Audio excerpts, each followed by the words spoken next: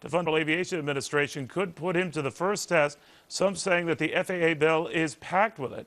My next guest says that is exactly the type of stuff he is sent to Washington to squash.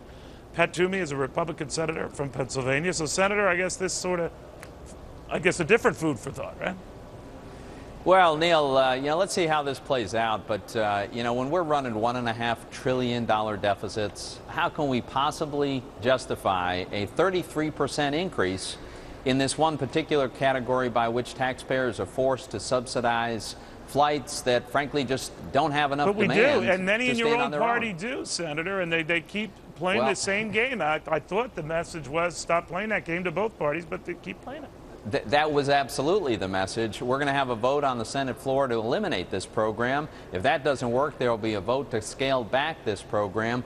But it's unjustifiable in the first place. But when you're running a $1.5 trillion deficit, it should be inconceivable. Senator, on this debt ceiling, where do you stand? I guess some of the Republican leadership is trying to walk off the edge of the cliff, John Boehner among them, by saying, look, we're not going to let this thing not be raised or brought to the brink. I'm paraphrasing, Senator. But they're concerned. They're concerned that that's exactly what could happen. Are you, as things stand now, would you vote to raise it? Neil, I'm not going to vote to raise the debt ceiling unless we get real cuts in spending and changes in the way we do business here. What if you don't? What if you don't? Then I'm not going to vote to raise the debt ceiling. I'll tell you why.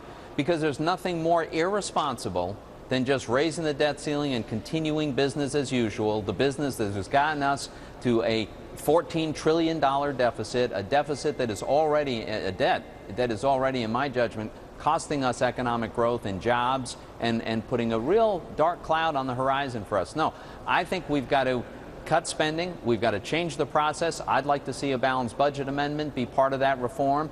And if we got those things, then I could vote to raise the debt ceiling, but not if it's just business as usual. Well, I don't know if you're going to get them, because the president has already indicated, Senator, you and I chatted, that no attachments, no riders to this, no ipso facto deals. So let's say you're faced with that and you say you're not going to raise the debt ceiling. Then all the credit market guys come on and say, oh, the senator is risking financial Armageddon. What do you say? Well, first of all, that's completely not true, Neil. As you know, the expenditures to stay current on our actual debt obligations are a tiny fraction, about 6% of all expenditures. You're right about that.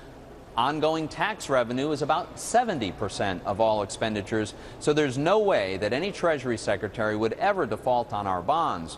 Look, if we don't raise the debt ceiling, at some point, is it disruptive? Might we have to lay off some workers and cancel some government programs? Yes, those things could eventually come to pass, and I hope we can resolve this so that it doesn't get there. But under no circumstances will we default on our debt. Senator, pretty clear. Thank you very much. Pat Toomey. All right, thanks, Neil. Will you change it or you pay for it? 21 governors issuing the White House a new ultimatum over the new